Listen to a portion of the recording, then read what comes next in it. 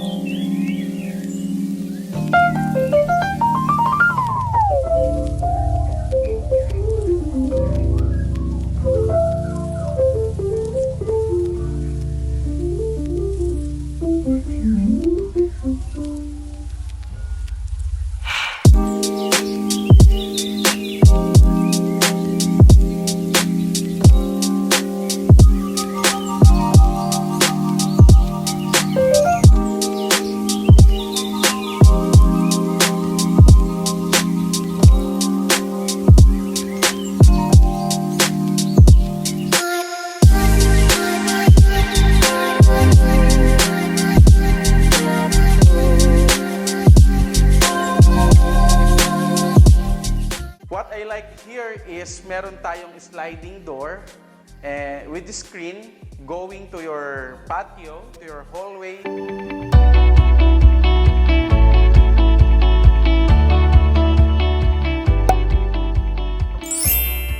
At ngayon po, we are here in Katarungan Village, here in Muntinlupa City, and we will be featuring this beautiful house with a lot area of 127 square meters and a total developed area of 190 square meters. And this house has a living area, kitchen area, 2 car garage, 3 bedroom, and 3 toilet and bath.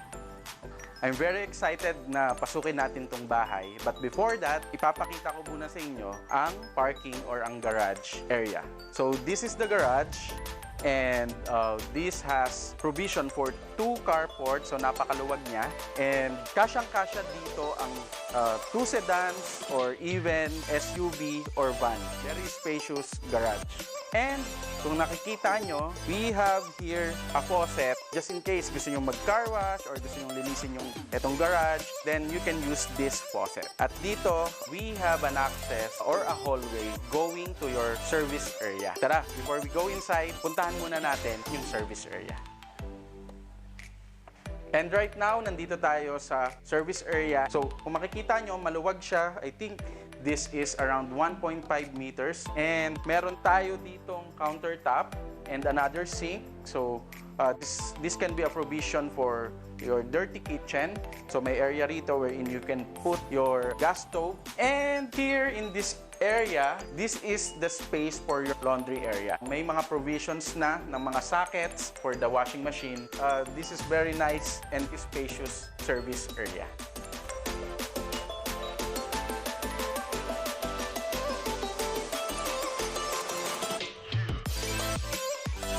Tara, pasok tayo. And this is your living area and your dining area.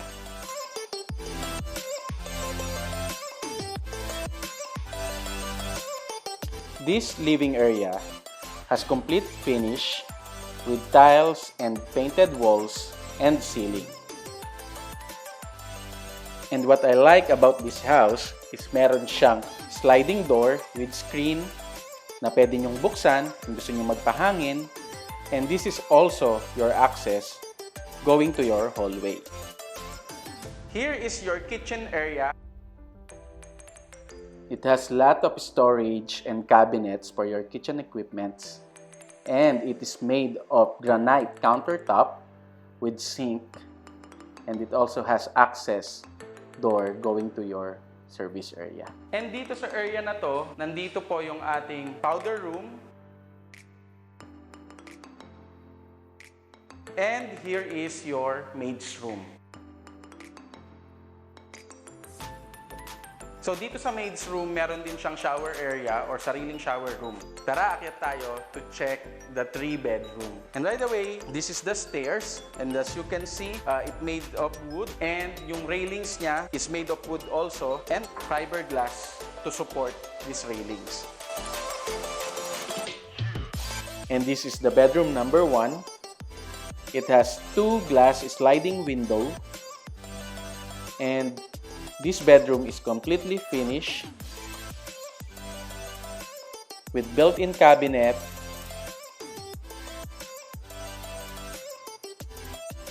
and meron din siyang vanity table with mirror.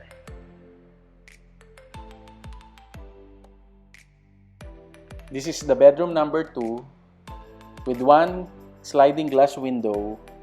Almost same size sila ng bedroom number 1. This has built-in cabinets and a vanity table as well.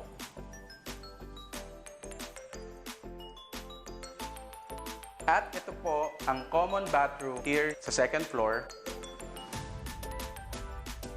This is completely tiled from floor to ceiling with brick accent. It has shower, toilet bowl, and sink with mirror. And finally, this is the master bedroom. Tara, pasukin natin. This is the master bedroom. It has 2 glass sliding window, and this bedroom will fit in a double or queen size bed. This has built-in cabinet and fully finished na rin siya, at meron din itong vanity table, and of course meron siyang own toilet and bath, which is completely tiled with shower, toilet, sink, and mirror. At dyan nagtatapos ang ating house tour. Just a recap, this house, 2-story brand new house and lot dito sa Katarungan Village. It has a 127 square meters lot area and a total developed area of around 190 square meters. It has a living area, dining area, kitchen, 3 bedroom, 3 bathroom, maid's room, and 2 carport at service area. Okay, if you're interested in this property, you can message me on the details below. And if you like this video, you may hit like and subscribe, and don't forget to hit the bell button para ma-notify kayo sa mga susunod nating house tour. Thank you for joining me today. See you on my next video. Bye! God bless!